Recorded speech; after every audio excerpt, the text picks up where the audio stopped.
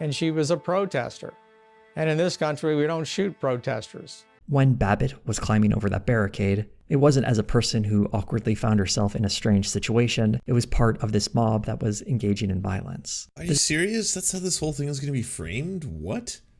Like, yeah, if you're at the point where she's like literally smashing the windows and trying to crawl in while a cop at gunpoint is like, do not enter, I have a gun pointed at you. You're not like, you're not a peaceful protester on the outside.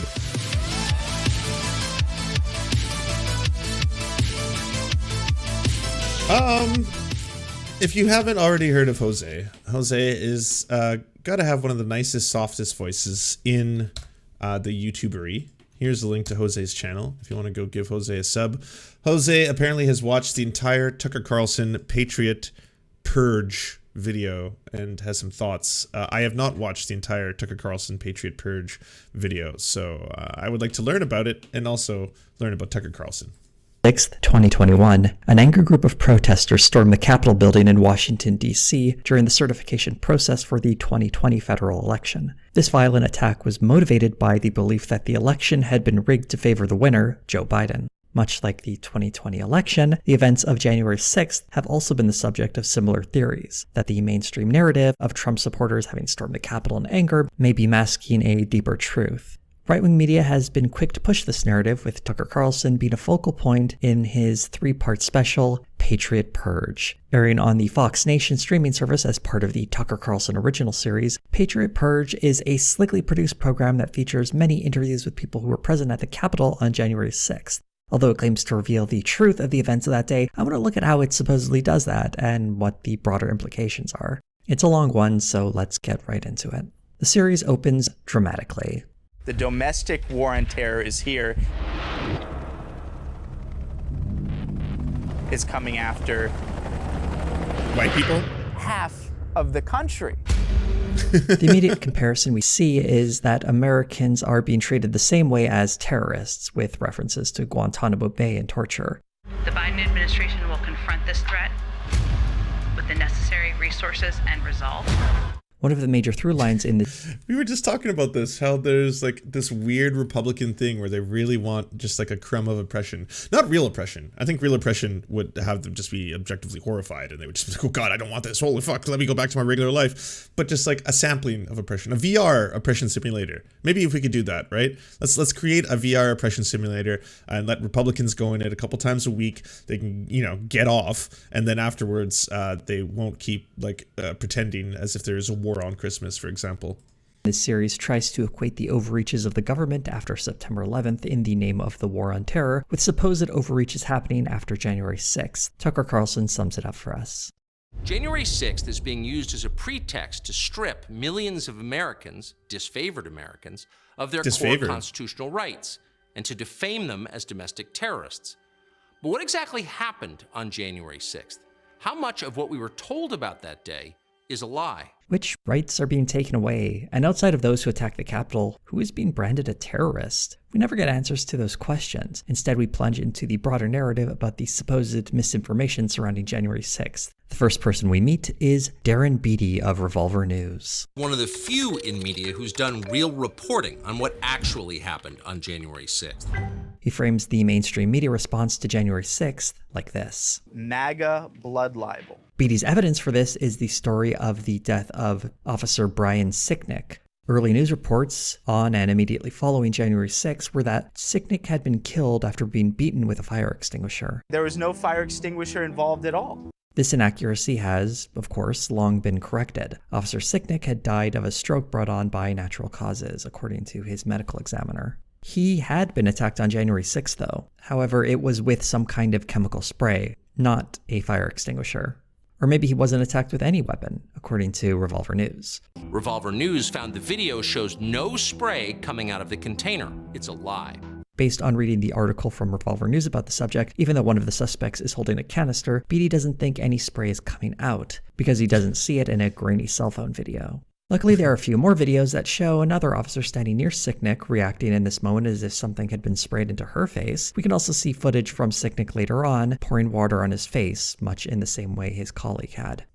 And even so, like, is this the smoking gun that Tucker was looking for all along? It's like, hey, if you do not see the spray, you must forgave. I don't know. I can't make that rhyme. Clearly, I'm not ready for my hip hop career. But yeah, that's absolutely ridiculous. Like, you know, the spray. There's no spray in this grainy cell phone footage. So clearly nothing happened. There was no insurrection. There was a correction to this narrative that while the government had initially reported it being bear spray, it had actually been pepper spray. An updated story from CNN reflected that, and many other changes to this particular piece of news as more details became clear. Around chaotic news events, this is fairly common. Details about stories unfold, and sometimes the media can get things wrong. And in this particular case, it was the prosecution against the men who sprayed Sicknick who had to amend their statement on what spray was used. It also is... Let's see. Yeah, okay, thank you. I was like, what is Revolver? I don't think I've used it as a source before, but maybe this is why. Revolver News. A right-wing website endorsed by Trump calls for shooting protesters. On Wednesday, the right-wing news aggregator website Revolver.news published an exclusive article calling for law enforcement officials to open fire on protesters in Louisville and elsewhere. While many right-wing media outlets and commentators have echoed calls for law and order, what makes the Revolver article of interest is the name of one of its biggest promoters, President Trump.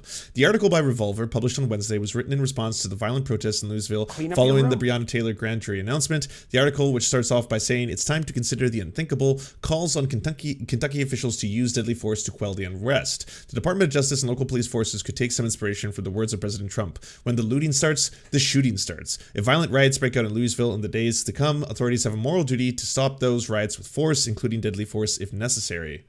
The article goes on to discuss Breonna Taylor's grand jury announcement and aftermath, interspersing social media posts amongst the commentary. The article then concludes with a provocative call to arms against what it refers to as evil behavior of Black Lives Matter and other protesters.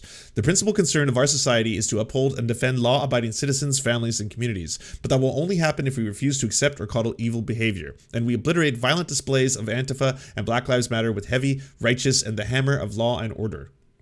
He concludes, Louisville set an example for the country in the days to come. If our nation wishes to stay happy, prosperous, safe, rioters must be crushed completely with the full weight of American justice system. Our civilization will only ever be as strong as our will and resolve to defend it. Let the shooting start. Wow. Aside from its inflammatory content, Revolver is also notable of one of its apparent readers, President Trump. Early in September, the president seemingly endorsed Revolver in a tweet attacking other online website, The Drudge Report. Our people have left Drudge. He is a confused mess. No clue what happens. Down 51% at Drudge. They like Revolver and others. Reference to our people is presumably a reference to his political supporters. The president did not offer any evidence to support his claim about Drudge's readership. I love that. I forgot about Trump's tweets where he could just be like, yeah, here's a number that I thought of off the top of my head. It's fact now because I'm the president, so it's out there. Fun. Quiet One, 85. Thank you for gifting the sub to Steph's. I appreciate that. In the case that Sicknick's experience of the riot had nothing to do with his stroke. Speaking to the Washington Post, medical examiner Francisco J. Diaz elaborated on his findings regarding what killed Sicknick. All that transpired played a role in his condition. The case of Officer Sicknick is difficult to grasp without some nuance. Though his stroke was not brought on by any physical injuries, the medical examiner believes that the events of January 6th played some kind of role in his condition when he suffered that stroke. Okay, I said that. I remember defenders, and by defenders, I mean people like Glenn Greenwald, for example, who were coming out and saying that, like, you know, this whole thing has been a massive lie. It wasn't an insurrection. This was just like, you know, a small riot by a handful of bad actors. And at the end of the day, there wasn't actual real deaths attributed to it. The person who died, it was reported that they had died from having like a fire extinguisher to the face, but it turns out they died from a stroke afterwards. And I was like, yeah, but you can't tell me that you experienced January 6th firsthand as a police officer, and then the next day you died as a stroke, and that there's no relation to those two things, right? Like, I know people who have died from strokes because they got bad news, let alone being in something as traumatic as this. And it seems clear that he was sprayed with something in his eyes. But all of this nuance is completely ignored, so Beatty can instead frame this as some kind of orchestrated narrative to justify the term murderous mob. They got the word deadly from this false reporting on Sicknick. It was a blood libel, and again, the national security state was operationalized on the basis of that narrative. While the Officer Sicknick story is an interesting example of how breaking news is often filled with incomplete information and needs to be amended and corrected as time goes on, that isn't the same to say that some sort of plot is unfurling before us. I'm sorry, why did he use the term blood libel? That is incredibly bizarre. Like, it's not something you can just attach to other things. That every misreported fact is evidence of some kind of ulterior motive or agenda. It also seems strange that the media, who apparently helped orchestrate this plot, would then turn around and publish all the evidence required to undermine it. As for the term deadly mob, there might be some other evidence from that day that implies the mob might have had some lethal intent.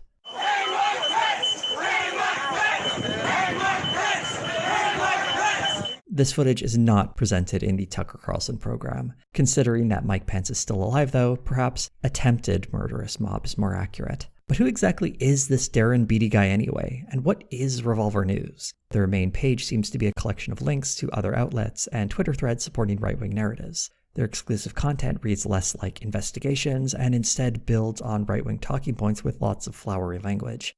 For example, here's how one article about the Sicknick case begins. The Brian Sicknick saga. Why and how the fallen U.S. Capitol Police officer died in the aftermath of 1/6 has gone through many twists and turns. It has been nothing short of a masterclass in how our regime media lie after lie to launder fake narratives and avoid informing the public about Rosie says, strokes are caused by blood clots moving from the body to the brain. A sudden rise in blood pressure, e.g. from adrenaline from being sprayed in the face, could easily move the blood clot into the brain, causing the stroke. Yes.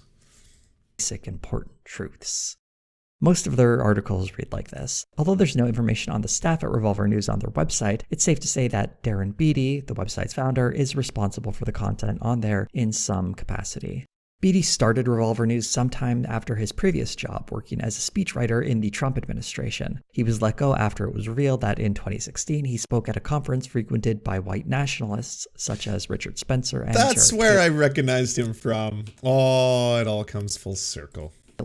That may also explain his selective attitude toward protesters. Though Beattie roars like a lion to protect the rights and safety of Trump supporters who protested on January 6th, his Revolver News website took a different tone just a year ago in September of 2020 when it published an article demanding that police prepare deadly force to use against protesters. Here's an excerpt. The principal concern of our society is to uphold and defend law-abiding citizens, families, and communities. That will only happen if we refuse to accept or coddle evil behavior, and we obliterate violent displays of Antifa and BLM with the heavy, righteous, and just hammer of law and order. We move on to Ali Alexander, one of the key organizers of the January 6th rally and the Stop the Steal movement. Oh, no way. He's in this?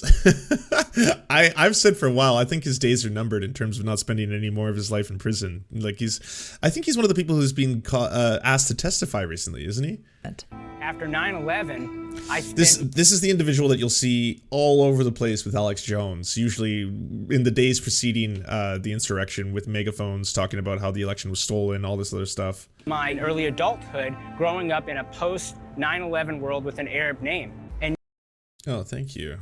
Let's see what the media bias fact check says. Revolver News is pretty close to extreme in their political affiliations, and they get mixed for factual reporting. A questionable source exhibits one or more of the following: extreme bias, consistent promotion of propaganda conspiracies, poor or no sourcing to credible information, a complete lack of transparency, and or fake news. Fake news is the deliberate attempt to publish hoaxes and or disinformation for profit or influence. Sources listed in the questionable category may be very untrustworthy and should be fact-checked on a per-article basis. Please note sources on the list are not considered fake news unless specifically written in the reasoning section for the resources. Overall, we rate Revolver right bias and questionable based on poor sourcing. Low credibility. Well, nice. And now, in this post-1/6 world, I'm on a list yet again because I've been deemed a minority in dissent. This is an absurd claim in one very important way. Alexander is not simply a Trump supporter. He is an organizer for a rally that preceded a violent attack on the US Capitol.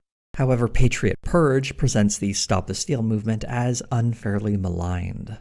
Stop the Steal was the most law-abiding movement that this country has seen in modern times. Christ is king! Christ is king! The claim that the 2020 federal election was stolen has not produced any results that would overturn the election. After multiple legal proceedings, audits, and outlandish claims, the results of the election have stood firm.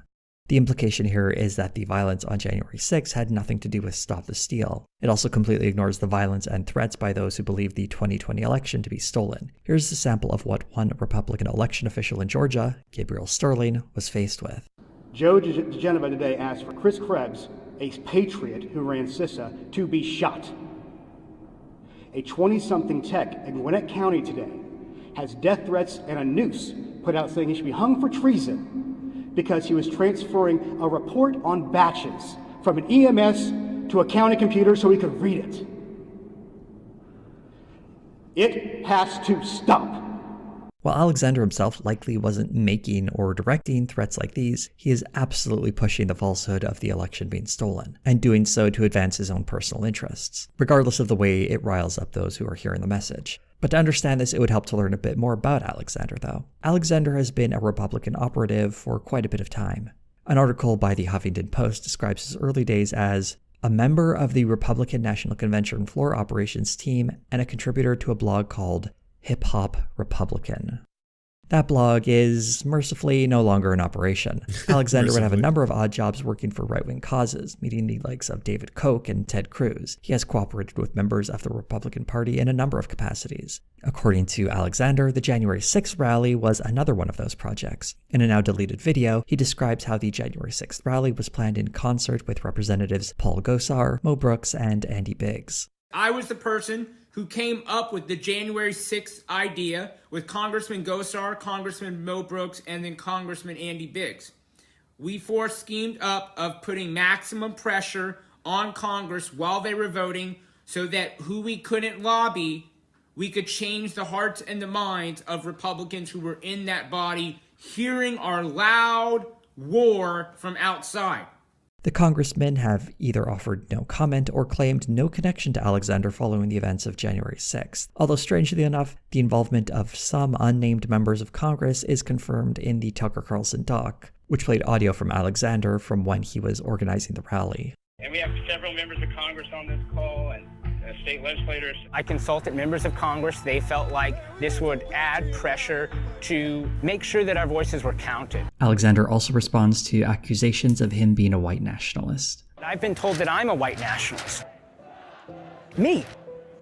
I've been told that Stop the Steal was a movement of white supremacy. The claims that Alexander is a white supremacist may have some basis in fact. He has a history with former members of the alt-right, such as Mike Cernovich, and there was this moment on a stream he co-hosted, immortalized by Media Matters, where we can see Alexander's guest holding up a particular flag popular in Germany in the 1940s. The full context of this video does show Alexander does not approve of the flag, but he and his co-host go to great lengths to portray this as a friendly discussion filled with jokes. It should also be mentioned that this guest was a participant of the white nationalist Charlottesville rally. If Alexander himself is not a white nationalist, he is, at the very least, on friendly speaking terms with a couple of them. Alexander also has a history of being concerned with who in the media is Jewish, and was quoted in an Observer article as having said, "A number of Jewish people do hate crimes against their own communities to get press." Alexander has hyped his own propaganda skills, saying, "Goebbels and Lenin, smart men, evil men, but they have nothing on me in terms of social engineering," which is a weird comparison to make. In Patriot Purge, Alexander presents himself as a peaceful organizer who had no intention of heading towards the Capitol building itself, until a Trump... Nothing disappears from the internet, hip-hop Republicans in the Wayback Machine. Oh no, oh no. Do we want to see this? Oh, my eyes! Hip-hop Republican, CNN film review, Jeremiah Tara, The Last Magnificent. That's kind of innocuous. Film review, Legion of Brothers. Film review, Living in Person, a film review of person to person. CNN, Without Warning by Cleo E. Brown. Capitalism, White Supremacy, and Black Entrepreneurship. Despite capitalism's many blemishes and imperfections, it is the only system of economic development that has been proven power. Yeah. I mean, this just seems... It's a Manhattan-based blog that offers general news, original content, and covers politics, music. It seems like a lot of film reviews. Film review, film review, film review, film review. It's mostly a film review site. Staffer asked him to go there to calm things down. A Trump campaign staffer walks up to me and says, Ali, there are people leaving the overflow, and there are already tens of thousands of people at the U.S. Capitol. With your presence and the presence of Alex Jones, why don't you guys... Like I said, there's the two of them together. This is getting pretty close to that moment where Alex pulls out the megaphone and he's like, "We're coming for you creatures. We're coming for all you creatures. Walk down Pennsylvania, foreign creatures." And yeah, that's right. He was hanging out with Alex Jones, probably the last man I'd ever request to calm down anything. For example, "We're coming for creatures." I'm not sure that's an effective way of calming down a situation. As the special clearly shows, though, Alexander was in full view and well aware of what was happening on January 6th, which makes some of his comments after the fact particularly interesting. I don't disavow this. I do not denounce this. This is completely peaceful, looks like so far. And there Wow. Bad clip to have. I don't know even why you'd make this. Maybe turn on a news channel. Just turn on one news channel before you make this statement and or recording. There are a couple of agitators that I obviously don't endorse, but this is completely peaceful. This tone seems more in line with other comments Alexander made prior to January 6th. At a rally on November 18th, 2020 in Atlanta, Alexander, who was once again alongside Alex Jones, was quoted as saying, "Who is going to be ready to storm the Capitol with us in a couple minutes?" Jones added in, "Peacefully." And Alexander responded, "Peacefully, do not let Antifa infiltrate." It's wild to me that, in that case, it was Alex Jones who needed to be the voice of reason. Right up to January 5th, we have footage of Alexander at a rally saying, "Victory or death! Victory or death! Victory!" Not exactly a peaceful rallying cry. What's perhaps most suspicious about Alexander, though, is his constant hustle to raise money. The Stop the Steal movement was a lucrative operation for him. Before he scrubbed as much of his own history off the internet as possible following January 6th, the Stop the Steal website was home to some very high-priced merch. You could buy a sticker, a t-shirt, or most of Whoa. Let's get back to this pricing. his own history off the internet as possible following January 6th. The Stop the A $75 Trump won sign. $75. Holy shit. I mean, the $45 hat, I'm sorry, sports teams, you're charging about the same price. I'm not as disgusted by that. I mean, you want to buy a Canucks hat, it's going to be like $60, but that, whew, oh my, man, the grift is good. The Steal website was home to some very high-priced merch. Yeah, well, a sticker, a t-shirt, or I see people saying that it's not even designed that well. They pass the savings on to you. You see, what they save on in hiring like graphics designers by doing it themselves, clearly in MS Paint, they then get to save. I mean, there's got to be savings cut somewhere, I'm assuming. A yard sign for $75. Yeah, Alexander, who went missing following January 6th, has since been subpoenaed following his reappearance, which is a far cry from how Americans were imprisoned in Guantanamo Bay. The Alexander interview is Patriot Purge's attempt to reframe discussions about groups such as Stop the Steal, an organization backed by Republican politicians and operatives that purposely pushed a false narrative about election theft, all the while turning a blind eye, or gently encouraging, increasingly extreme behavior. History is being rewritten in this special to frame the obvious instigators of the January 6th attacks as victims, and it offers an alternative narrative of who is really responsible for the violence that day. In the next section, Elijah Schaefer of Glenn Beck's Blaze TV shows up to provide the most positive light possible for protesters. Not Elijah Schaefer. God. Did you hear about the $500 channel advent calendar full of junk? No. Footage of some very non-threatening people with commentary such as this. We mean business. January 6th was just, mom and dad who were mad about what they saw to be an election that they thought was unfair, rigged, fortified, stolen. It doesn't matter what you say it is. They were just angry, and a lot of them just got caught up in the front lines of chaos. And then there's this weird line. They thought that rioting was like a game, maybe. It's a very different tone than what Schaefer was saying on January 6th, although he deleted the tweet. At the time, he wrote, "I am inside Nancy Pelosi's office with thousands of revolutionaries who have stormed the building." He explained his presence there and his phraseology in a future tweet. To clarify, I am not personally involved in the events today in DC. I was like, he pulled the reporter card, didn't he? And that's how he got away with the whole thing? I'm a full-time reporter and regularly document chaotic domestic situations. Yeah.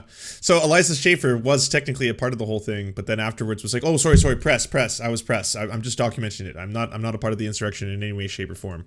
Reporter and regularly document chaotic domestic situations to help inform Americans. The occupiers called themselves patriots and were chanting revolution, hence the choice of identifying words. How revolutionaries became mom and dad isn't entirely clear, and Schaefer tries to explain what he thinks happened on that day. I happen to believe that a lot of the ways they treated rioters that were left-wing, Kamala Harris was working to help the instigators, the criminals, get out of jail. giving the narrative that there's no consequences for acts of violence, even on federal grounds. Cases being dropped from the federal siege in Portland by leftist rioters. I believe that was part of sending a narrative to gaslight the right wing into thinking that they could riot too and get away with it.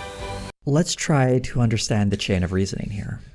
Wow, I have not heard that one yet.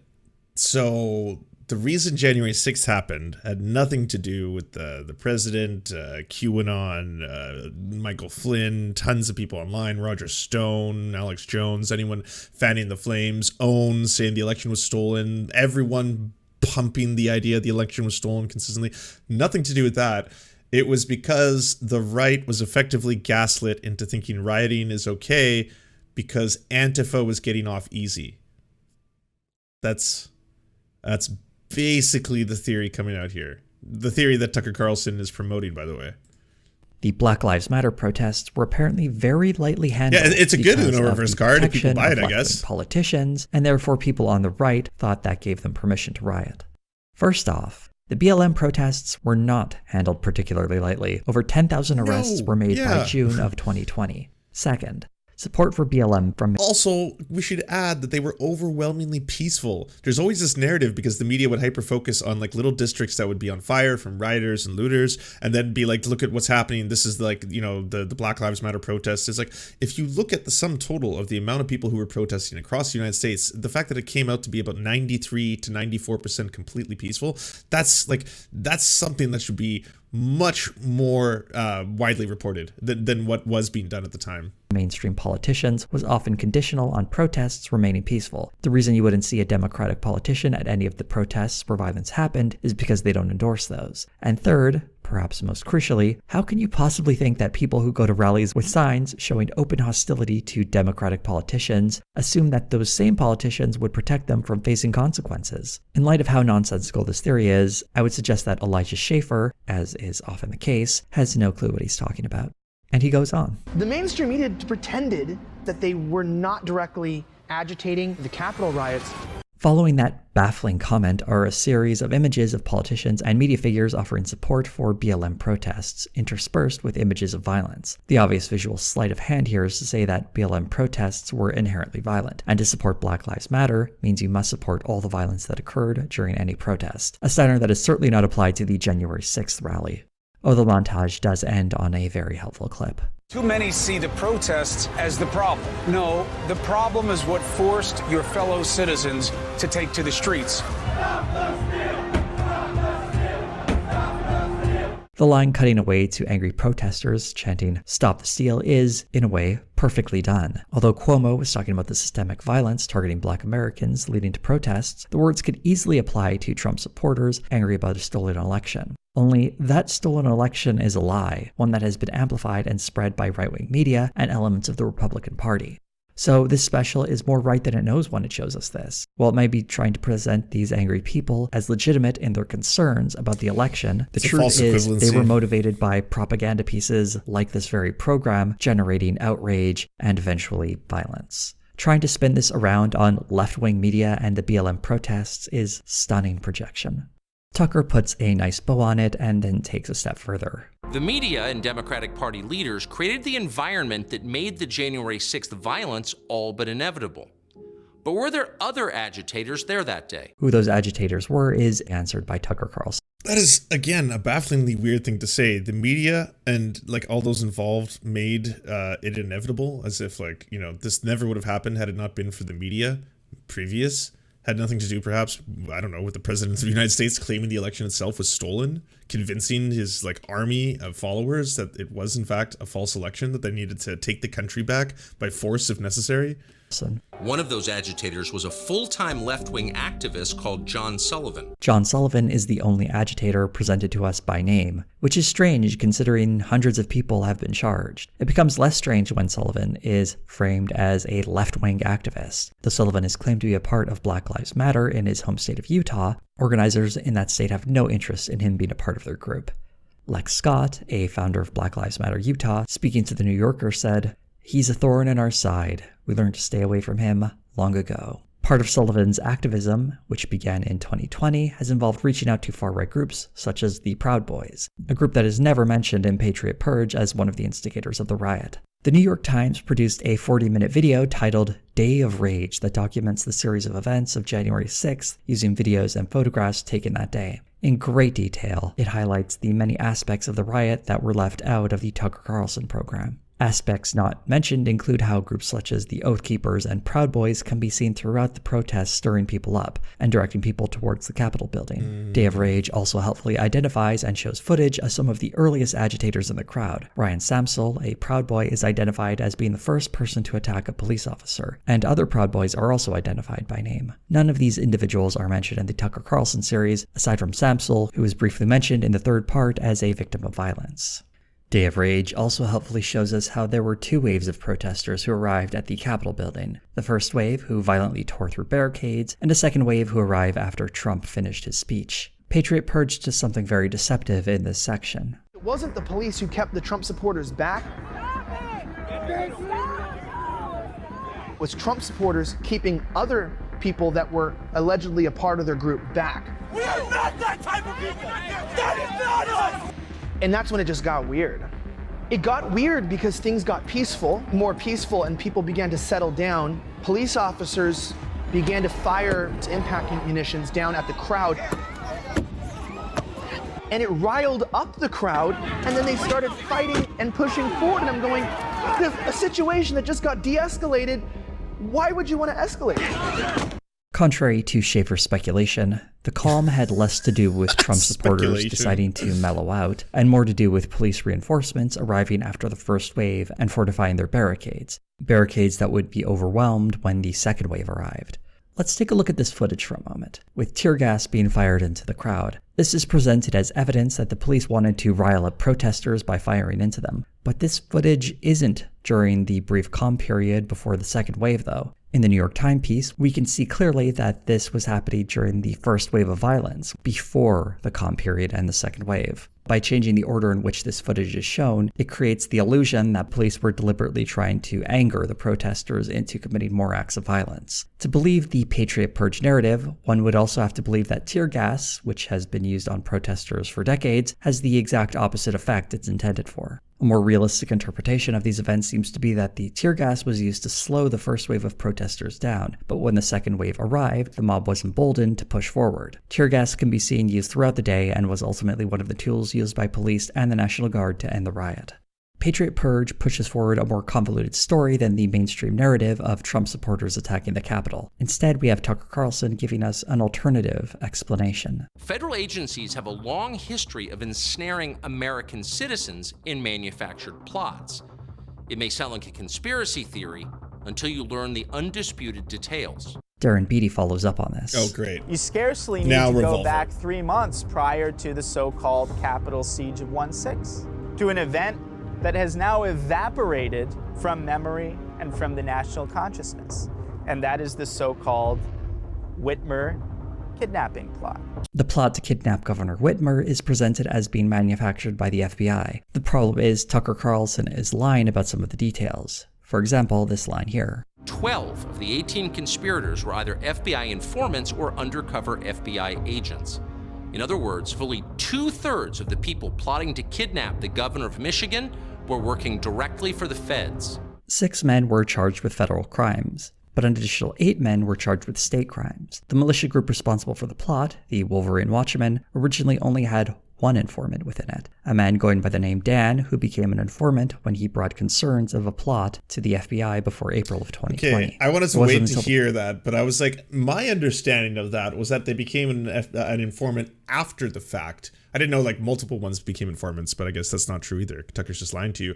But that's a very duplicitous way of saying it, that they were FBI informants who were plotting this and it's actually an inside job, conspiracy theory style stuff, versus, yeah, after they flipped, they became informants, which it's something that's, often happens. The plan to kidnap the governor was hashed out in early June of 2020 that the FBI managed to have an additional 11 informants within this group.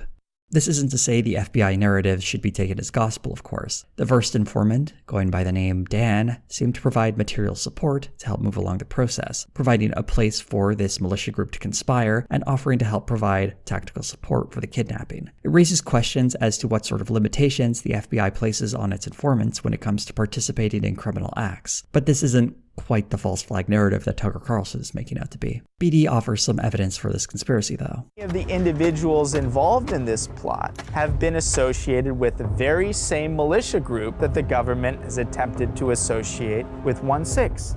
As mentioned, the militia in question were the Wolverine Watchmen. The group itself wasn't involved with January 6th because most of its leadership had been arrested. I'll give you the cherry on top. Hello, I'm Stephen D'Antuono. The head of the Detroit field office of the FBI, who presumably oversaw all of those agents who would have been actively involved in inciting the Michigan kidnapping plot. Subsequent to that, he was quietly and suspiciously promoted to a high position within the DC field office, where he now... Okay, so just so everyone is clear about what's happening here, there's now going to be this narrative, and we're already seeing it pop up in the media, and Tucker Carlson is ramping it up to fucking 11, that there is a plot to frame white people as terrorists or to instigate and gaslight white people into committing acts of terrorism for the benefit of the Democrats and or the deep state. Oversees the investigation into 1/6. The promotion of D'Antuono wasn't quiet. It was announced publicly in October of 2020 and covered in local media. And the idea that this man somehow orchestrated a riot at the Capitol building within a few months is a degree of competency I'm not sure we can ascribe to him. This isn't the first time we've seen this theory of the FBI orchestrating January 6th, though, and BD's history on the subject is why he was likely included in this program to begin with. It was a story on his Revolver News website that helped popularize the idea that this was all a setup. In fact, BD's whole appearance in this program is just him regurgitating an article from June of 2021 on his website. Maybe this article argues the case a little better, except no, it doesn't, but let's take a look anyway. The evidence in this article all hinges on the fact that, in some of the documents related to the Whitmer kidnapping, someone is referred to as an individual from Wisconsin. This was revealed to be an FBI informant named Steve Robeson. BD suggests that in the indictments for the January 6th riot, it could very well mean that anyone labeled Person 1 or Person 2, who are unindicted co-conspirators, could possibly be an FBI informant or agent. This is, of course, a big jump to make. In the Justice Department's manual, there are specific instructions on using these labels. The manual reads, "For purposes of indictment itself, it is sufficient, for example, to allege that the defendant conspired with another person or persons known. In any indictment where an allegation that the defendant conspired with another person or persons known is insufficient, some other generic reference should be used, such as Employee 1 or Company 2. The use of non-generic descriptors like a person's actual initials is usually an unnecessarily specific description and should not be used." These terms aren't used to mask FBI agents or informants. These are just generic references for anyone whose name may not be known or who has not been charged. In fact, these terms specifically should not be used to identify FBI agents or informants. Speaking to PolitiFact, Ira P. Robbins, a law and justice professor at American University who has studied and written about unindicted co-conspirators, said, "An undercover FBI informant or agent cannot be an unindicted co-conspirator. The elements of the crime of conspiracy include the specific intent to commit the target crime. The FBI informant or agent would not have that intent." So any individual who is referenced as an unindicted co-conspirator and uses a generic label, such as Person 1, would, according to standard practices of the FBI, never be an FBI informant or agent. The PolitiFact article also helpfully points out how there was one case where Donald Trump seemed to be identified as Individual 1 when his lawyer, Michael Cohen, was indicted. Aside from this theory being, on its face, completely ridiculous, there is a way to test it out. In the Revolver piece, one of the indictments for January 6th was for an individual named Thomas Caldwell, and the indictment included a supposedly suspicious Person 2. An investigation done by the Washington Post figured out who this Person 2 was pretty easily. The documents referred to Caldwell taking a selfie with Person 2, images that can be found on his Facebook page. It turns out the person he was taking that selfie with was his wife, who at the time had not been charged. If she was working as an FBI informant, I'd have to say it was pretty cold-blooded of her to turn in her own husband. This article is an absolute labor to read, and it's filled with writing like this. We hope that one consequence of this seismic expose will be a serious and prompt reform of the justice system to prevent such aggressive and politically motivated prosecutions on the part of the government. To be completely thorough, though, there is evidence that some number of FBI informants were present on that day and operating within groups such as the Proud Boys. An article from the New York Times describes how one informant provided less than stellar information and was considered by the FBI to be of little use. Another longer piece by the Washington Post details how informants within militia groups leading up to January 6th were sounding the alarm to government agencies such as the FBI, and that the lack of preparedness constituted an intelligence failure. It highlights the main difference between the attempted Whitmer kidnapping and the January 6th attack, in that the kidnapping was foiled and the attack wasn't. Towards the end of the first part of this program, Tucker Carlson says, most Americans probably assume the chaos of January 6th was a result of intelligence failures or of simple government incompetence. But direct incitement by federal agents, the intentional entrapment of American citizens, no decent person wants to believe that.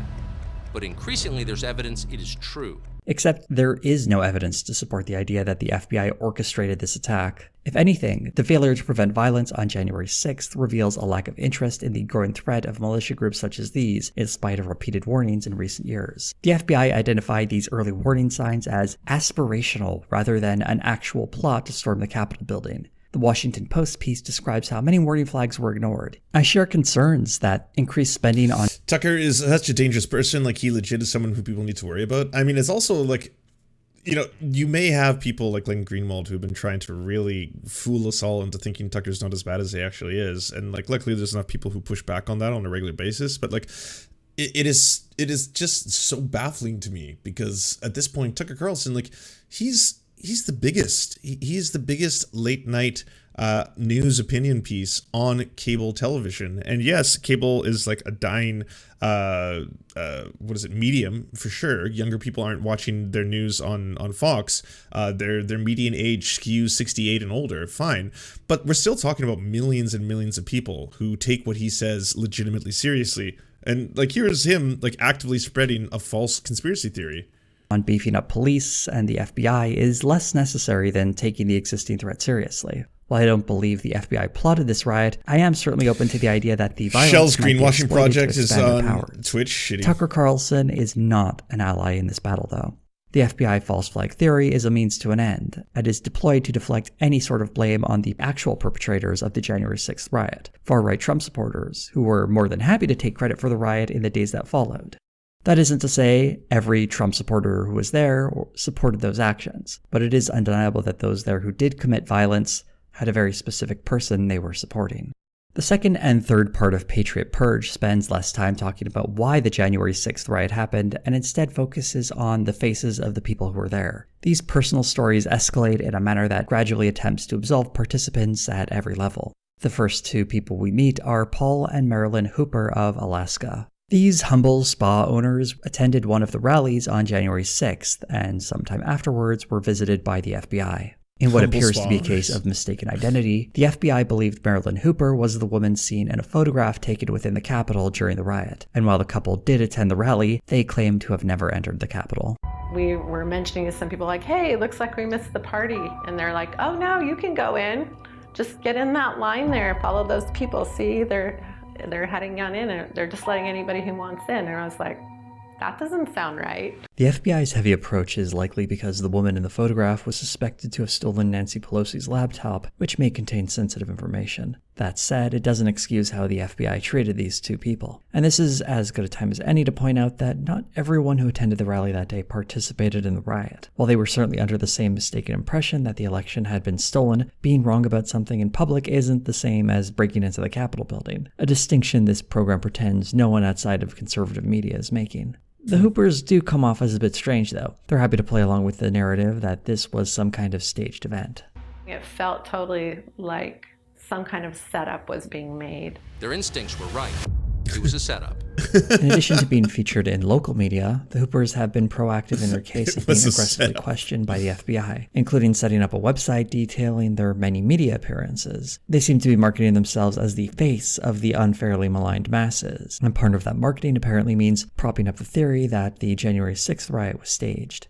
This incident does remind me of another protest movement, one that was specifically about heavy-handed law enforcement that would, for example, kick in doors and put people in handcuffs on dubious information. But instead of finding some common cause against the excesses of law enforcement with a group such as Black Lives Matter, this is instead being spun as special discrimination against conservative Americans, a theme we'll be seeing a few times in the rest of this series. Tucker Carlson even sums it up for us. It is a purge aimed at legacy Americans. Of course, legacy Americans is just a fancy way of saying white Americans. Yeah. Tucker Carlson goes on to describe... That's a new one, though. I haven't heard that before. Legacy Americans. You know, there's the new Americans coming in from, dubious countries. But then there's the legacy Americans. I guess that's going to be the American version of Keep Britain for the British, right? Britain for the British. Yes, that's right. For the glory of the Queen, keep Britain strictly for the British. None of these vagabonds are going to come in and sully our purity. Describe a concentrated effort to weed out people from American life on the basis of their political ideology. Purge of inconvenient citizens who vote the wrong way. Nothing like this has ever taken place on American soil until now. Not only is this not happening now, it actually has happened before. Throughout the 1940s and 50s, Senator Joseph McCarthy quite famously led the effort to root out those on the left who were supposedly socialists or communists as part of the Second Red Scare. A persecution that became synonymous with his name, McCarthyism. Carlson is obviously lying when he says political persecution by the US government is new, and his evidence for it happening today is flimsy. Here's his first example. The next person we meet is former DEA agent Mark Ibrahim. DEA agent Mark Ibrahim was forced from his job and later indicted simply because he was near the Capitol protests on January 6th. This is another lie. Ibrahim had expressed his intention to resign from the DEA weeks before January, and he was not indicted for being near the protests, as Carlson claims. The actual indictment has 4 specific charges. The first is that Ibrahim gave a false statement regarding why Ibrahim was at the Capitol that day. First, I want to show you how Tucker presents Ibrahim's story. Says he went to the Capitol that day because he was invited by an FBI informant, a man he had known in Iraq. We have confirmed this is true. We've reached out to that man, the man that Ibrahim went to the protest with. He denies he encouraged anyone to break the law, but that man did confirm that he has been an FBI informant. He confirmed the FBI knew he was at the Capitol that day.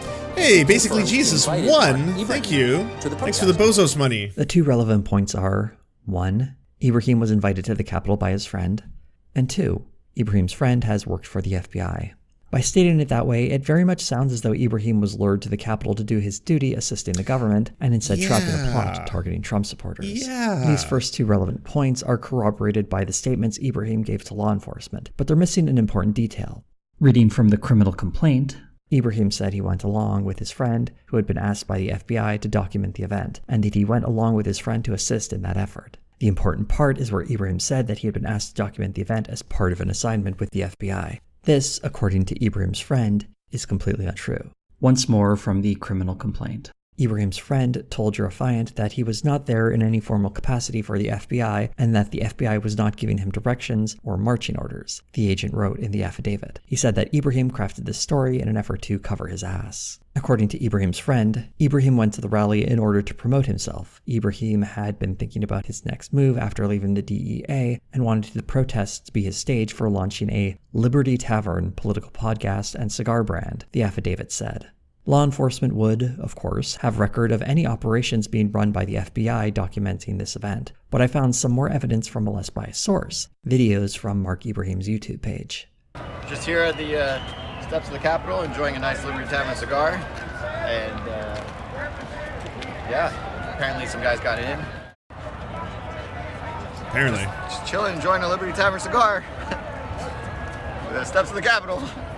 Based on these videos, it certainly seems like Mark Ibrahim had gone to the Capitol not on official business, but to instead advertise these cigars. 2 of the other charges in the indictment involve carrying a firearm on Capitol grounds and carrying a firearm in a restricted space. Here's another relevant excerpt regarding that. Ibrahim denied that he displayed or exposed his DEA badge and firearm at the Capitol. Specifically, Ibrahim stated, "I had my creds, I had my firearm, and my badge on me, but never exposed. Not that I know of." Here's a photograph from January 6th of Ibrahim posing with his badge and gun exposed. The last of the 4 charges is for stepping on a statue, which, fair enough, doesn't seem like that big a deal. The next person we meet is Emily Grace Rainey, formerly a captain in the U.S. Army, working in the PSYOPs division, telling us how the mainstream media is brainwashing us. Influence and psychological warfare are the most powerful forces on the planet. I have seen this happening in the mainstream media being used on American citizens, and I can reverse engineer exactly what they're doing. Rainey presents herself as another victim of the media's slanders. I went and I saw my commander-in-chief. We're gonna walk down to the Capitol, and I'll be there with you. At my nation's capital, took 100 of my friends, and they ostensibly ruined my career had I wanted to stay. This, as you might have guessed, is not true. Rainey resigned from the Army in September of 2020, well before January 6th. This was after she had staged an anti-lockdown protest by bringing her child to a playground that had been shut down during the early stages of the COVID pandemic. Rainey did organize a group of people who attended the January 6th rally, though they don't seem to have entered the Capitol building. What Rainey takes exception to is a news article that described her group as some kind of militia. It's just like so many falsifiable lies that I'm astounded that, like, I guess people just don't care. Like, they'll just watch his propaganda piece. They'll be like, holy shit, I didn't know this, but the whole thing was a setup. The FBI planned January 6th. The whole thing is an inside job. Thanks, Tucker Carlson, #1 cable news host in America. Said that I led 100 militia to the Capitol with weapons and military equipment. This actually doesn't come from American media, but rather was an article published by the New Zealand Herald, and seems to originate from an Australian outlet. It's not an article about Rainey, who's only mentioned in passing either. It instead is about examining the psychological dynamics of the mob, hence that sloppy intro, which would have been better served mentioning the Proud Boys or some other violent group that had been present instead. Why the unspecified powers created this false narrative in an outlet from New Zealand that only passingly mentions Rainey isn't really explored, or even mentioned. Instead, this sloppy article is presented as phase 1 about the supposedly false narratives of extremism within the military. Started to see all of this stuff coming up about the veterans that were in the crowd. The extremist elements within the military have been well documented, and even higher-ups in the military acknowledge this as a problem. In an analysis done by ABC News, at least 9% of those charged in the January 6th riots were veterans, which is disproportionate to the national population. And while Rainey claims that the label of extremism is nebulous, the program actually shows us some very specific example of what it means. And after having participated in the January 6th rally, Puddle Dive says, tricky because the FBI doesn't trap people and orchestrate things to varying degrees to stay relevant. Like all the things right populism preach, there's an element of truth to it. But what isn't mentioned is this isn't new. Muslims especially have been targeted and exploited by the FBI for a long time, especially post 9/11, by the way. As soon as the Patriot Act was signed into power, the government had untold, unfathomable reach in terms of what they could do without having to be subject to due process, which is like the idea that leftists have ever been on the side of this, or that leftists were pro like Patriot Act, is absurd. Like people, I remember back then, like the left screaming about the Patriot Act and the powers that it was going to give the Bush administration and how it was a bad idea. And that was post 9/11. That was after the entire world was fucking scared shitless about this kind of stuff. And like Jose is pointing out, like none of that is new. The FBI using its overreach to vilify and or target its own citizens was at its peak in the McCarthy era during the Red Scare. I mean, back in those days, you were considered to be a patriot if you like sold out your neighbors, if you sold out your family, if you picked up a phone and like, yeah, I feel like my neighbor might be a commie. See, he's got this red soda he drinks all the time, and I don't think it's very delicious, and I think he's only drinking it because he loves the Kremlin or something there other. So go get him, see, go get him, Kappas. That was enough. And then all of a sudden they would show up to his house and question him and be like, why do you have a copy of this book? And it's like, because I like that book. I don't know. Fuck, what's going on? You can see how Rainey may share at least some of that ideology. Here's an excerpt from one of her Facebook videos. And you don't know what happened. I don't know what happened. Not the details. Even if you were there, you don't really know. No one does. You know why? Because the media would never let you know. We are in full and complete communist censorship. The technocracy is out of control. And wonder where you got those we are terms going from. to do something about it. The things she is going to do means, first and foremost, getting off Facebook. So Rainey herself doesn't seem like a dangerous threat. But why we're listening to Rainey at all in this special is unclear. Though the rank of captain in the US Army certainly isn't nothing, and her being in the PSYOPs division is interesting, she doesn't actually provide evidence to advance the claim that this was some kind of false flag operation. Because it makes it A false flag is anytime you want to frame another group so that you can then take action against that group. It's spoopy. It is my opinion that false flags have happened in this country. So spoopy. Look, One it's of even which spoopy may music. have been January 6th. This is one of those quotes that sounds scary, but isn't supported by anything. Saying, in her opinion, that false flags have happened in America. You just described Tucker Carlson's entire show. It sounds scary, but it isn't actually saying anything. The one may have been January 6th is a Weasley way of making an assertion without providing evidence to back it up.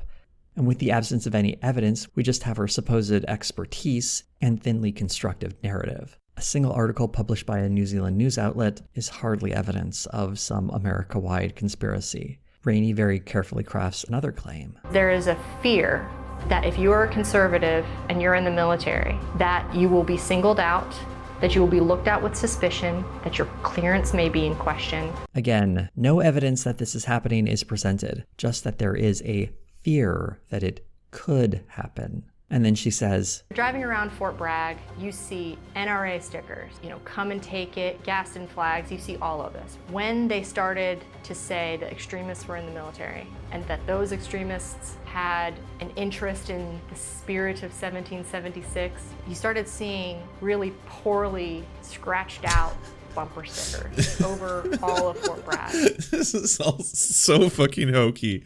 Oh my god.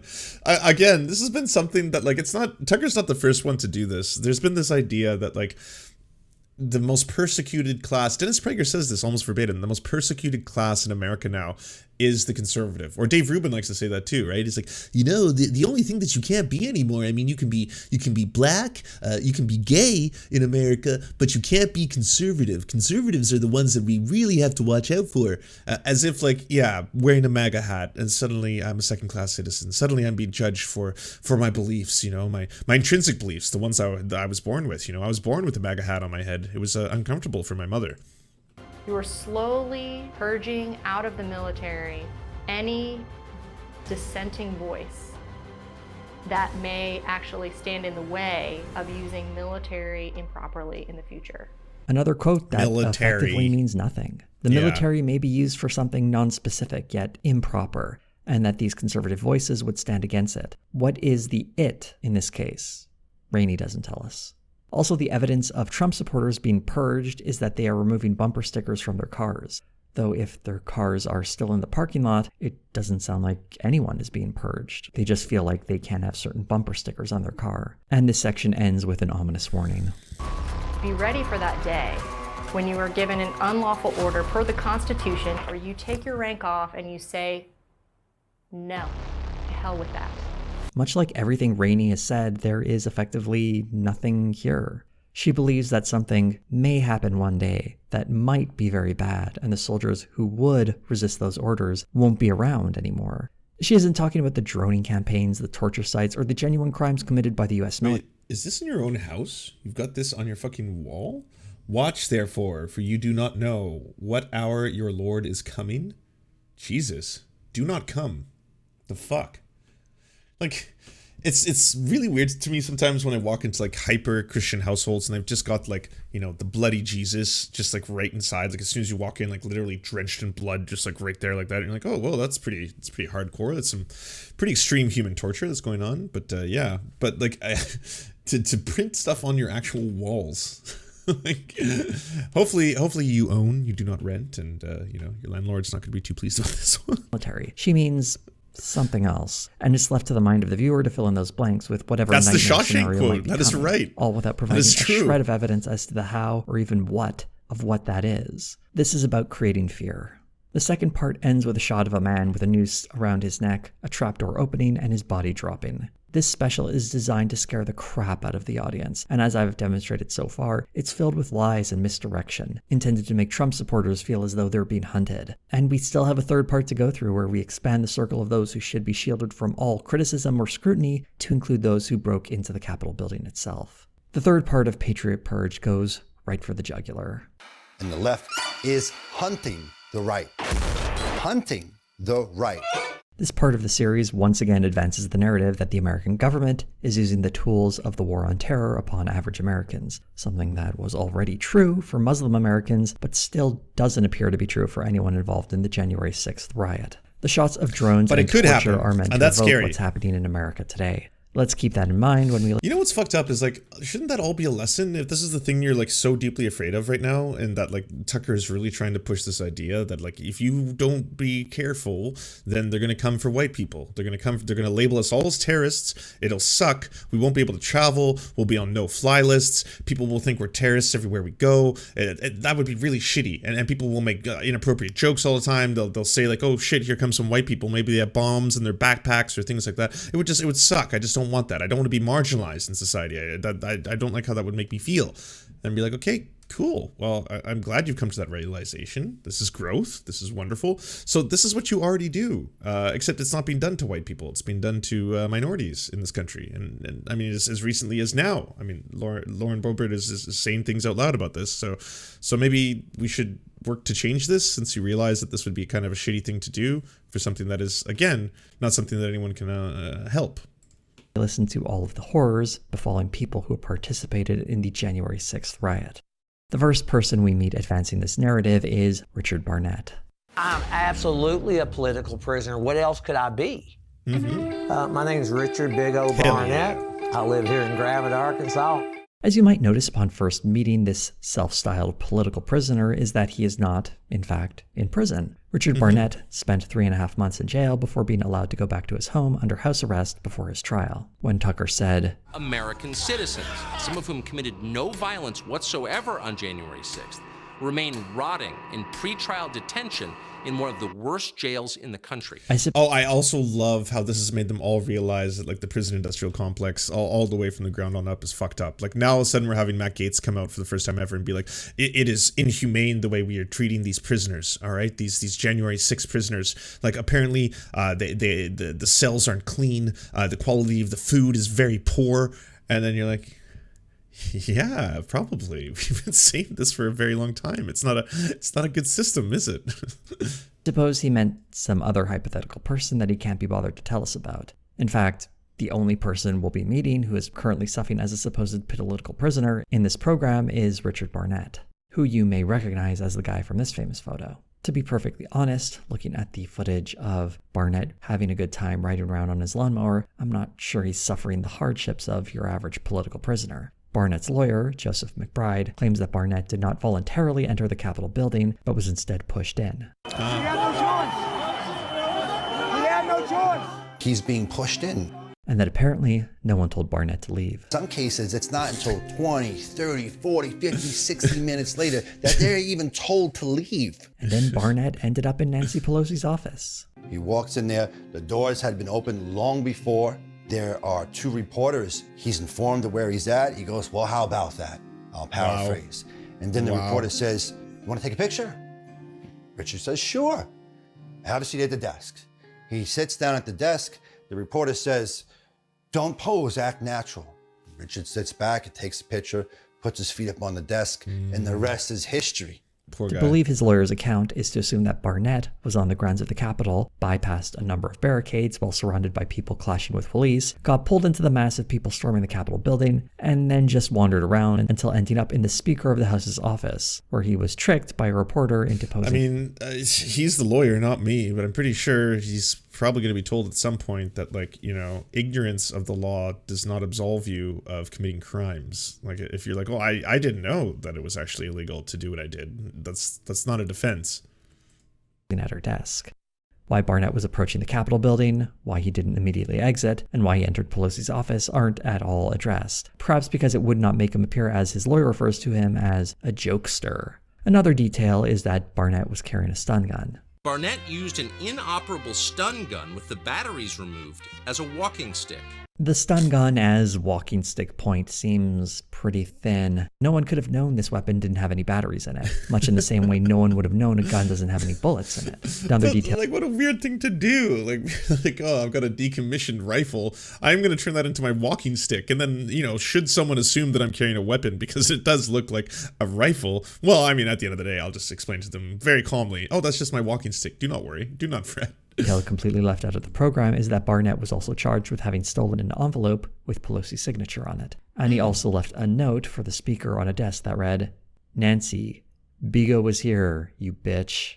Well, okay, to be fair, a reporter most likely, told him to write this, and so he had no choice because as soon as he was instructed to do so, he wrote this down, and then no one told him that that was a bad thing to do, so.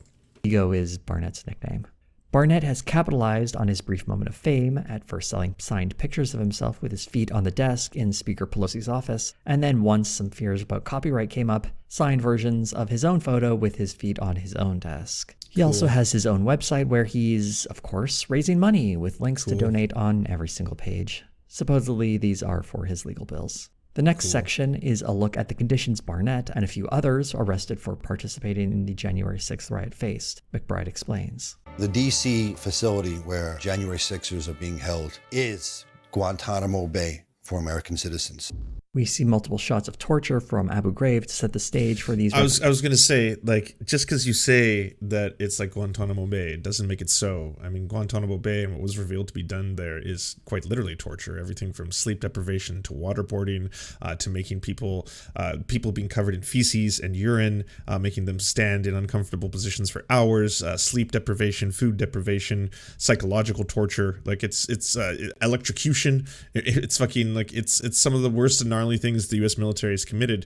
And I'm not saying the conditions in these prisons are good either. That's not the point of any of this. I mean, now should have been a moment where hopefully conservatives came to, I don't know, the self-realization again that the fact that you are doing this en masse to people, and in some cases people who don't deserve it. Like, I don't think non-violent drug offenders have any place behind bars in a prison, and there's an overwhelming amount of Black Americans who are in jail for non-violent drug offenses. Maybe this is a problem. Maybe deplorable living conditions. Maybe what could be considered torture, such as isolation, stuff like that, is a very bad thing that needs reformation. But instead of that, it's just like, this only applies to the patriots who were at January 6th. For the they're the only ones that this applies to. Everyone else, fuck them. But for them, this is deplorable. How can we treat Americans like this? Revelations about the DC jail where 40 of those arrested were kept. Ryan Samsel, 2 guards snuck into his cell in the middle of the night, zip-tied his hands behind his back. They pulled him out of his cell, took him down to the end where the camera's showing.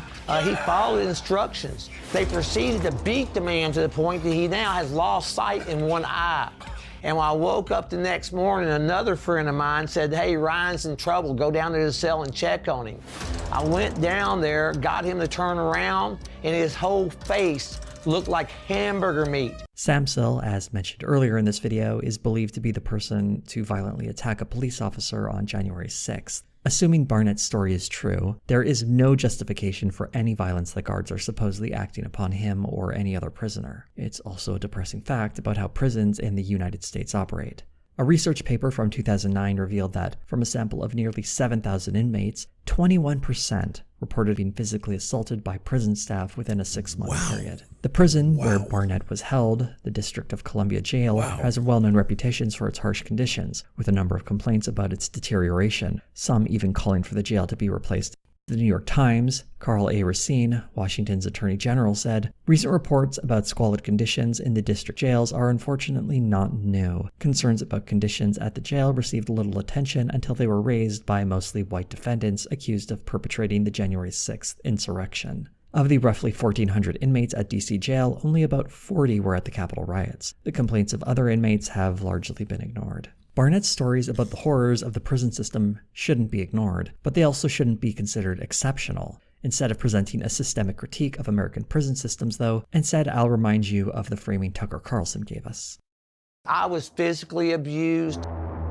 I've been slammed face first on the concrete. The experience of Barnett has little to do with the war on terror and more to do with the state of American prisons. By presenting this as a special persecution of Barnett and those like him, it creates a persecution narrative. Again, I'm reminded of the complaints against the justice system that we saw last year, and the protests about how it impacted certain communities. As a reminder, here's a comment Tucker Carlson made about those protesters. That's not people fighting back against oppression, systemic racism. That's just people destroying things they didn't build. That's people wrecking our civilization. In no normal country would that be allowed. It would be put down immediately with force. That's why we have police. You can't allow that, because if you do allow that, people get killed, as they did. Though I suppose burning down a Target is a capital offense in Tucker Carlson's mind, as opposed to breaking into the US Capitol in an attempt to overturn the results of a Democratic election. Patriot Purge spends the remaining half of its third part on the story of Ashley Babbitt, the woman who was shot during the Capitol riot. Here's how it introduces this section. Federal agencies also decided they could assassinate American citizens they deemed hostile to the regime. At the time, some on the left raised questions about this. Is that a precedent we want to live with, they asked. But they're not asking questions anymore. This is another attempt to tie the response to the January 6th riot as similar to the war on terror. It also doesn't hold water. There is no reason to believe that Ashley Babbitt was, in any way, specifically targeted until the immediate moments before she was shot while trying to breach a barricade that had been set up in the Capitol building. Hey, it thanks, also Vizier. misses the point Appreciate of it. how the issue with drone strikes was often they hit unintended targets, including civilians, and were part of a foreign intervention that the left broadly opposed. Someone being shot by a cop policing the Capitol is not the same as a drone dropping a bomb on a specific building in another country.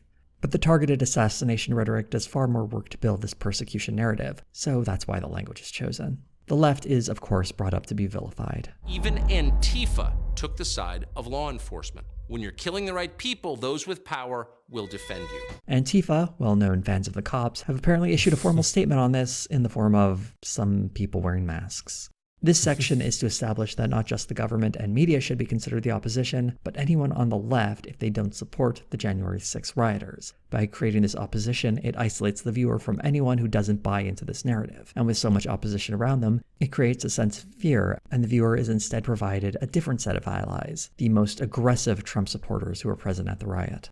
While I have sympathy for a mother who lost her daughter or a husband who lost his wife, these sections are particularly vile. The grief of Ashley Babbitt's family does not in any way make her actions justified, and the program deliberately front-loads this section with that grief before we have any details of what those actions were. A humanizing touch that Tucker Carlson would never extend to someone on the left. After several minutes of shots of sad family members, we finally get some idea of what Ashley Babbitt did to inspire so much controversy. The majority of the violence at the Capitol started prior to President Trump being done speaking. So my wife was not in that wave of violence. As you might remember from earlier in this video, there were two waves that arrived at the Capitol building that day.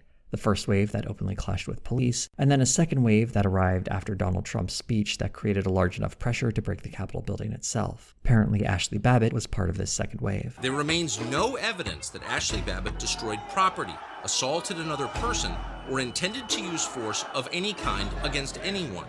Tucker's language very deliberately obscures what was going on during this particular phase of the riot. Going back to the video from the New York Times, we can see how the mob of people Ashley Babbitt was a part of made their way towards the House chamber, which had only ceased to be in session a few minutes prior. We can see how a makeshift barricade was erected to give the members of Congress time to evacuate the chamber. With the main entrance blocked, part of the mob can be seen breaking away to find an alternative entrance that isn't so fortified. With the politicians visible in the midst of their escape, they start attacking the makeshift barricade. As the barricade is torn down, Babbitt tries to enter, and an officer shoots her. The only footage from these moments leading up to the shooting we see in Patriot Purge that includes Babbitt is this brief shot where she seems bewildered by the chaos around her, as if she were a bystander who just happened to be walking down that hall at the wrong time. Conversely, we can see her several times in the Day of Rage video, clearly participating as a member of the mob, screaming at the politicians. Babbitt's death is framed by her lawyer. She was unarmed, and she was a protester. And in this country, we don't shoot protesters. When Babbitt was climbing over that barricade, it wasn't as a person who awkwardly found herself in a strange situation. It was part of this mob that was engaging in violence. Are you serious? That's how this whole thing is going to be framed? What? Like, yeah, if you're at the point where she's like literally smashing the windows and trying to crawl in while a cop at gunpoint is like, do not enter, I have a gun pointed at you. You're not like, You're not a peaceful protester on the outside. This is a very selective recount of what happened in those moments, and Babbitt can very clearly be seen participating. And by the way, this whole thing, it's such a juxtaposition versus what was happening to, again, Antifa protesters, Black Lives Matter protesters, the 10,000 people across the United States who were arrested. They were shooting canisters at press, at fucking medics. Like, does anyone remember how gnarly shit was getting at the height of those, like, daily Trump protests where fucking people were, like, you would see, like, even major news outlets like CNN, one of the reporters got something, like, fired at them. Like, they were just they were begging people up. Like, they were actually just coming out unmarked. Like, they didn't have tags, numbers, anything. They would just come out of vans, bag people up, put them into vans, and people like Andy No and Tim Pool were like, oh well, you know, this is just what happens. I mean, it's kind of cool when the people are like begging the enemy and stuff like that. Like, holy shit. Part of the mob. While her death is certainly nothing to celebrate, it also strikes me as odd as to how she is instead framed as some kind of peaceful protester, as worthy of sympathy as those who didn't enter the Capitol at all. We see scenes of Babbitt dying in the program, and I certainly won't be showing those here, because there's something grotesque about all of this. Had Babbitt been arrested instead of being shot, I sincerely doubt that anyone would be extending her any sympathy. She would probably have been disavowed like the people who were standing next to her. For example, the man next to her, Zachary Alum, was happily labeled as an agitator in the program, and is not extended any sympathy. Though if he had been shot, he likely would have been rechristened as a martyr as well. And that's where Zachary Alum came in. He was the agitator in this situation. Babbitt's death is unfortunate. She's a young woman who was misled by right-wing outlets such as Tucker Carlson, and because of that, her life ended. It's also unfortunate that her death has become a tool for those same propagandists to perpetuate the myth that Trump supporters are being hunted like terrorists. As Patriot Purge wraps up, we get a chilling monologue from Carlson. Tyranny doesn't extinguish extremism. Tyranny creates extremism. They're pushing you toward violence, and they're doing it on purpose. We need to go into the Capitol. But don't fall for it. And it all comes full circle. The whole time we were told that the people at the January 6th riot were innocent people, victims of an FBI plot, or not even Trump supporters to begin with. And now Carlson is telling us that the violence is only natural in response to a made-up war on Trump supporters. He ends with a vague recommendation. Be the light. That's how it gets better. I don't know what that means. Although it is a useful way for Tucker to absolve himself from stoking violence by getting as close to that line as possible, claiming that this fabricated story of leftists push people to try and kidnap Whitmer. Oh, I guess you missed the first half of this video. So Tucker Carlson proposes a new conspiracy theory in which FBI informants were the ones who kidnapped Whitmer. He uses, well, first off, he lies. He says that a number of the people who were arrested, who were members of that, I forget what they're called, the Wolverine Squad, they were one of those like patriot groups, says that they were actually FBI informants, and it was specifically one of them who became an FBI informant after being arrested. So that's someone who flipped, which, yeah, those are two very, very different stories. Persecution Wolverine justifies Watchmen, a violent response, but instead of that, people should be the light. It's not meant to inspire people to better behavior. It's a way of creating plausible deniability for his role in events such as these. There are a few major takeaways I had from Patriot Purge. Tucker Carlson described this three-part series as an investigation as to what really happened on January 6th. As I've hopefully made clear, the factual errors are a huge problem. The more common are lies by omission. This is a common tactic among propaganda. Oh, right, joined the wrong channel to troll. Sorry for both. No problem. Happy trolling. May you find the channel that you were looking to attack. Oh, and this is great. Look at this.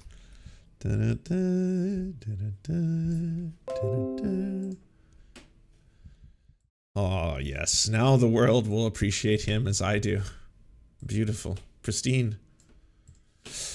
Well, are you taking a break between Christmas and New Year's and having some downtime with your loved ones? I'll definitely probably have a day or two, but no, I usually try to stream through the holidays because I know a lot of people might not even have things like families of their own to go to, so it's nice to have some streamer communities to watch, and also cocoa, hot chocolate, other stuff. Christmas fucking sucks. I'm not a fan.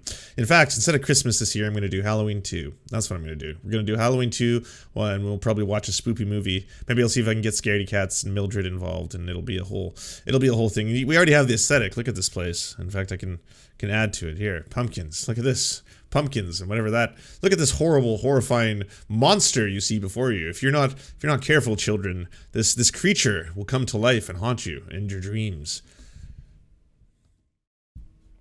propagandists, choosing to omit a fact or facts to create a misconception. For example, when Tucker presents someone being supposedly charged for standing in the wrong place, when the charge is more fully understood, we're standing in a restricted area with a firearm and badge while not on duty, and then lying to law enforcement about why you were there. This is obviously not journalism, but instead a deliberate propaganda effort to whitewash the actions of certain Trump supporters on January 6th. Killer Tomatoes, I've seen it, it's great. Isn't because Tucker is a man of the people, though. Throughout this three-part special, Tucker Carlson constructs a fact-free narrative that serves a number of different groups. Here's an interesting bit of video from May of 2021 of Representative Paul Gosar defending the January 6th rioters. I'm going to intercut it with parts of the Patriot Purge special it reminded me of. Outright propaganda and lies are being used to unleash the national security state against law-abiding U.S. citizens, especially Trump voters. Ungloved hands that tortured and killed suspected foreign terrorists have been unshackled on behalf of a political party here at home. Suddenly, the United States of America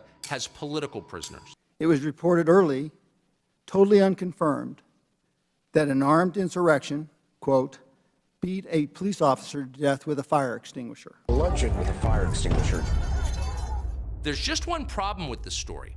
It never happened. Federal prosecutor Michael Sherwin on CBS News 60 Minutes continued the, quote, shock and awe, end of quote, strategy. Described it as a shock and awe campaign.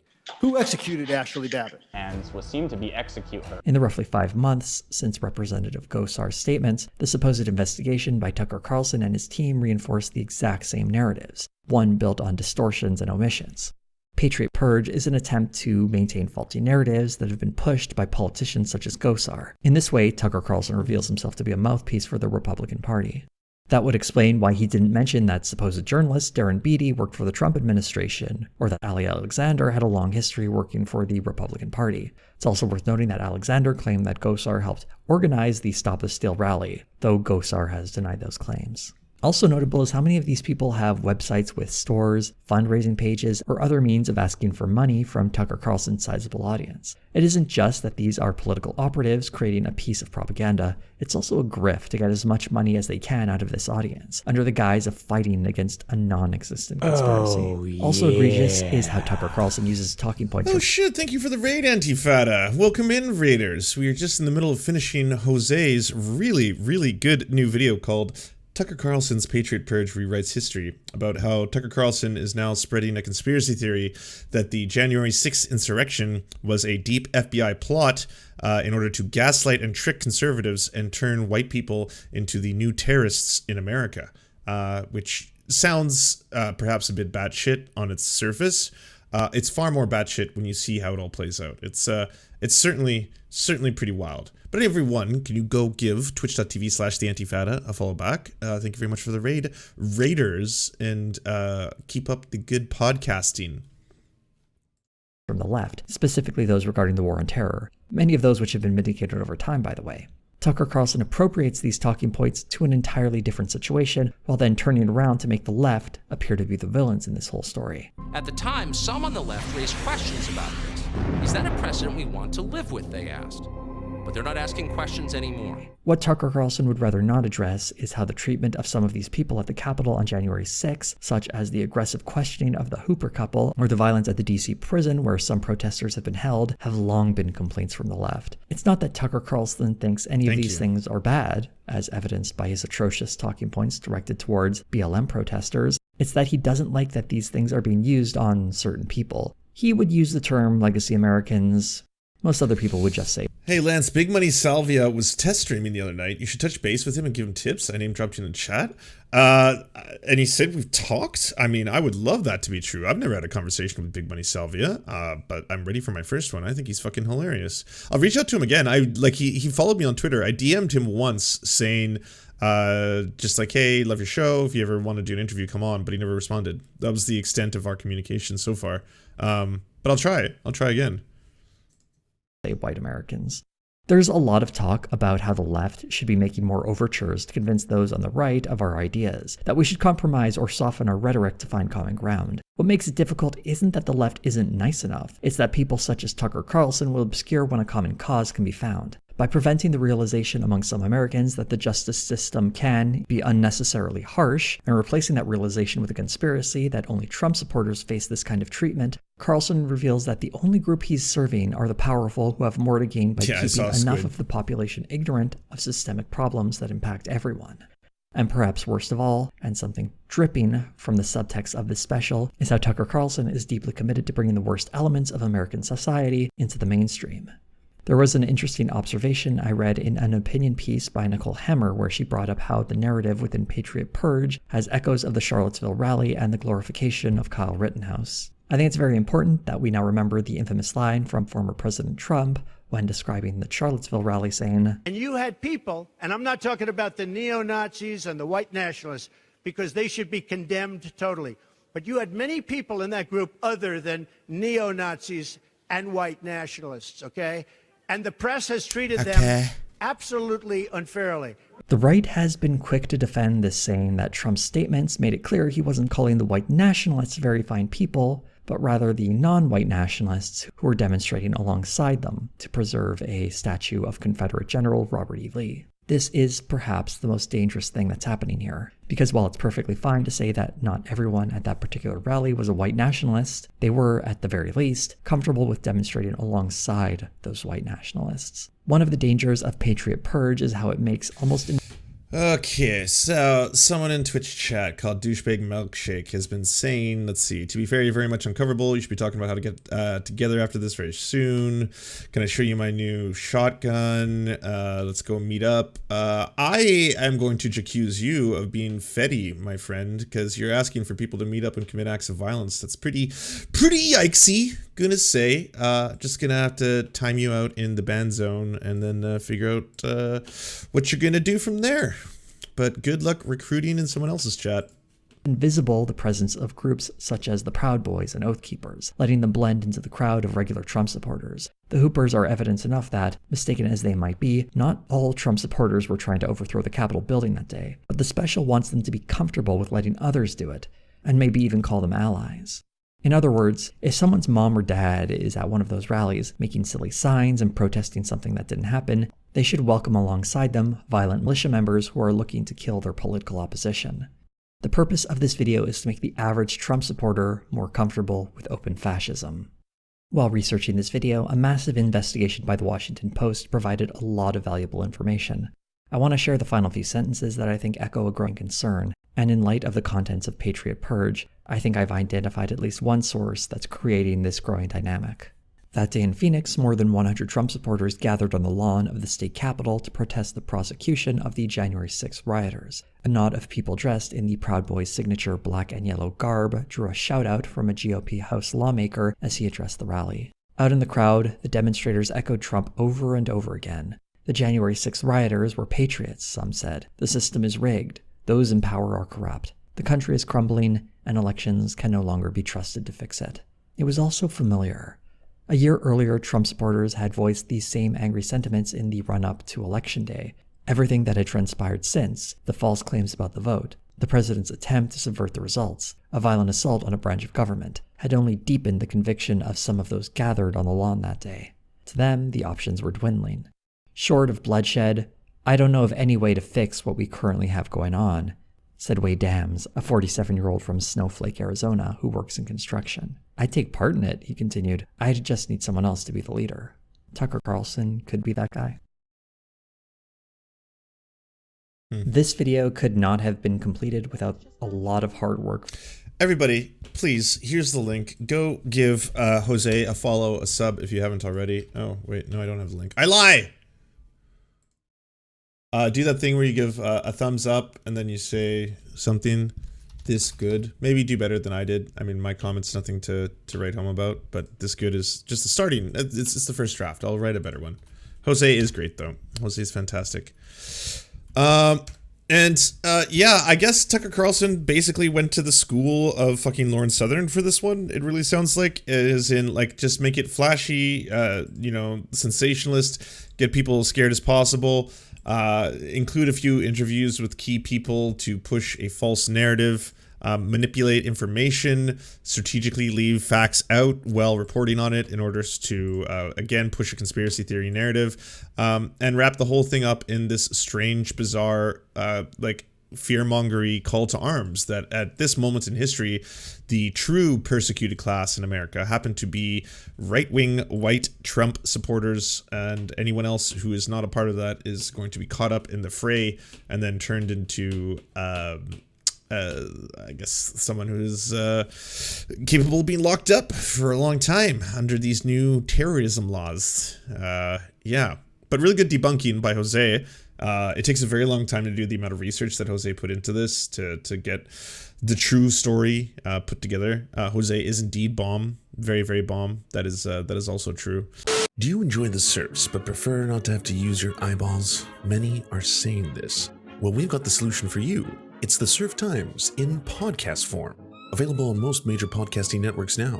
If you enjoy it, please consider leaving a good review and feedback because it really helps the show out, apparently, and it's free, just like the podcast. To our gods, Xander Corvus and Peyton L. Just, we beseech thee to smite down our enemies. To our monarch, Tom Spiker, we are but your humble court jesters, here to amuse you. To our lords, Trevor R., we give thanks for this spit of land for us to eke out this meager existence. To our knights, Merid, Cheryl Alvarez, Ruby Kelly, Ellie Leslie, Alex P., Brandon, Words Greenwood, Nate, that one guy, Hagbird Celine, Matthew Scarborough, Stellar Vision, Ariane McCarthy, Daniel Sutton, Coulter Smith, Val 9000, Jenna Tall, Quiet 185, Anna Loves Riley, Omni, Riley and Anna, Poodlehawk, The Tim Caucus, Multimondi, Trevor Yanis, Lemmy 101, Anthropophojack, Saren 42, Catherine, Radical Maniac, Ramon Acosta, Nkosin, Violent Orchard, Sophie Baby, Political Puppy, Andreas Chiringuito, Zach Christensen, Josh Mickelson, Todd Buckingham, and Todd Lajeunesse. We raise our flag in a veil, and we salute you, our friends.